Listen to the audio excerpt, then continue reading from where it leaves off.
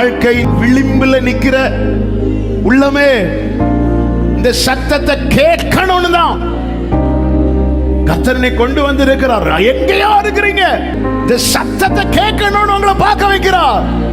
உன்னை அழிப்பதுதான் தேவ சித்தமானார். உன்கிட்ட அவர் பேசி இருக்கவே மாட்டார்ப்பா. உன்கிட்ட அவர் பேசி உன்னை பழகி இருக்கவே மாட்டார். பக்கத்து வீட்டுக்காரன் கூட உன்கிட்ட வந்து பேச தயங்கும் போது அவர் உன்னை ஒரு பொருட்டா எண்ணி பூமியின் கடையாந்தரத்தில் நீ இருக்கிறதை அறிந்து உன்னிடத்தில் வந்து பேசுறார்னா நீ வேணும். அழிப்பது தேவ சித்தம்னா உன்னை இங்க கொண்டு வந்திருக்கவே மாட்டார்.